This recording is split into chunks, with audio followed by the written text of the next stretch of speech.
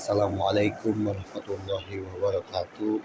Perkenalkan, kami dari kelompok 8 akan menjelaskan modul 8 tentang pembelajaran keterampilan berbahasa Indonesia DSD. Baiklah, untuk mempersingkat waktu, kita masuk ke kegiatan belajar 1, yaitu model pembelajaran keterampilan berbahasa Indonesia lisan, reseptif dan produktif. Keterampilan berbahasa lisan meliputi menyimak dan berbicara. Keterampilan menulis bahasa tulis adalah membaca dan menulis. Keterampilan menyimak pada ragam lisan dan keterampilan membaca pada ragam tulis bersifat reseptif. Keterampilan berbicara pada ragam lisan dan keterampilan menulis pada ragam tulis bersifat produktif. Komponen penting pembelajaran. 1. Silabus. Silabus dikembangkan dengan berlandaskan pada kurikulum yang berlaku. Di samping itu, terdapat prinsip-prinsip yang harus diperhatikan dalam pengembangan silabus, yang ini ilmiah, relevan, sistematis, memadai, aktual, dan konseptual, fleksibel, dan menyeluruh. 2. Masyarakat belajar. Belajar pada hakikatnya adalah gotong royong. Hasil belajar diperoleh dari kerjasama dengan orang lain. Hasil belajar diperoleh saling memberi dan menerima antar teman, antar kelompok, antar yang di dalam kelas dan dengan yang di luar kelas, antara yang tahu dan yang belum tahu. Untuk melaksanakan pembelajaran bahasa dengan menggunakan kelas sebagai sumber belajar, perlu memperhatikan prinsip-prinsip berikut ini. Kerjasama atau saling menunjang. B. Gembira. C. Belajar dengan bergairah. D. Pembelajaran terintegrasi. E. Menggunakan bahasa dan sumber. F. Siswa aktif dan kritis. G. Guru aktif dan kreatif. H. Harus selalu refleksi. Mungkin itu dari saya, akan dilanjutkan teman saya yaitu Rangga. Sekian, terima kasih. Baiklah, saya akan melanjutkan penjelasan dari teman saya Irsan. 3. Media pembelajaran. Media pembelajaran adalah segala sesuatu yang dapat digunakan untuk mencapai tujuan pembelajaran. Di dalam media tergantung informasi yang dapat dikomunikasikan pada orang lain.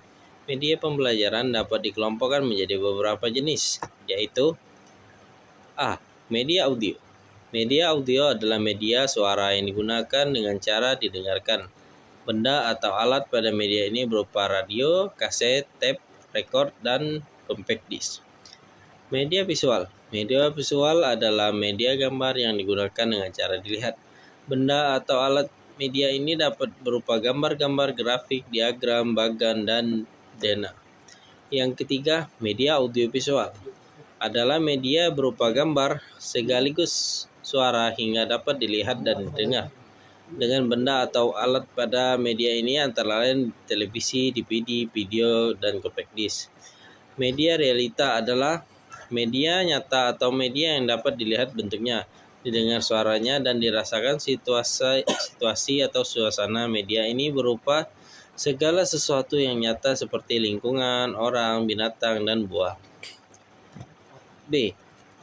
Model pembelajaran menyimak dan belajar di kelas rendah. Pelaksanaan pembelajaran apapun dimanapun akan berjalan dengan lancar dan berhasil dengan baik jika didahului dengan penyusunan strategi pembelajaran yang tepat.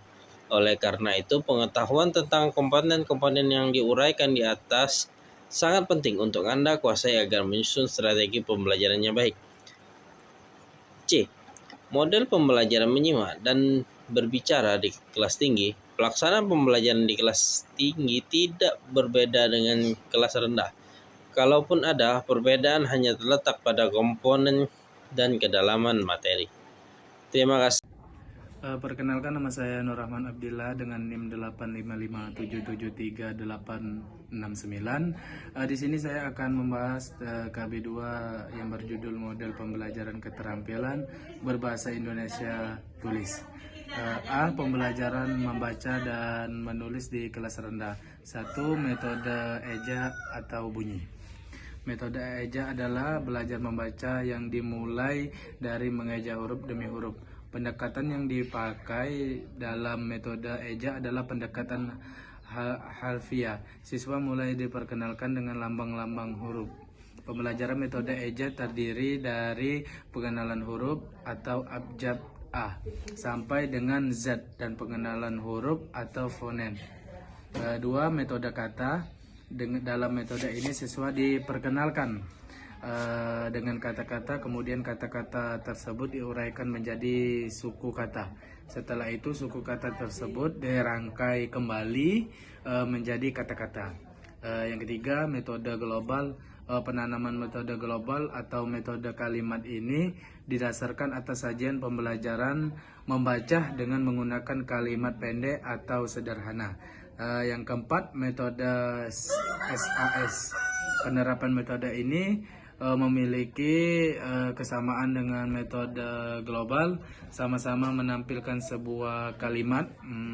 Perbedaannya terdapat proses sintetik pada metode ini, artinya pada metode global siswa berhenti pada proses analisis, sedangkan pada metode SAS proses tersebut dilanjutkan dengan kegiatan mensintesis. Mungkin ini saja yang dapat saya sampaikan. Sekian dan terima kasih. B. Pembelajaran membaca dan menulis di kelas tinggi. Pada pembelajaran berbahasa tulis, terdapat istilah membaca dan menulis permulaan, serta membaca dan menulis lanjutan. Membaca dan menulis permulaan dilaksanakan di kelas rendah, sedangkan membaca dan menulis lanjutan dilaksanakan di kelas tinggi. Masalah pembelajaran menulis di SD telah dijelaskan oleh Widodo sebagai berikut. Syarat untuk dapat menulis lanjutan adalah siswa harus terampil dan menguasai menulis permulaan. Oleh karena itu, pada prinsipnya menulis lanjutan adalah pengembangan menulis permulaan. Materi-materi pembelajaran menulis yang tersurat dalam kompetensi dasar pembelajaran menulis di kelas 3 sampai dengan kelas 6 adalah sebagai berikut. Menyusun paragraf, menulis karangan sederhana, menulis puisi, menulis petunjuk, menulis surat, menyusun karangan, menulis pengumuman, membuat pantun, menulis surat undangan, menulis dialog, menulis laporan, membuat ringkasan, menyusun naskah pidato. Untuk dapat membelajarkan materi-materi tersebut, guru perlu memiliki pengetahuan tentang teknik-teknik pembelajaran menulis. Teknik-teknik tersebut antara lain sebagai berikut. 1. Reka cerita gambar. 2. Meniru model. 3. Mengisi. 4. Menyusun kembali. 5. Memberikan. 6. Meringkas bacaan. Dan yang ketujuh yaitu menulis bersama. Demikianlah penyampaian materi dari kelompok kami. Bila ada kesalahan dalam penyampaian, kami mohon maaf. Kepada Allah kami mohon ampun. Kami akhiri. Wassalamualaikum warahmatullahi wabarakatuh.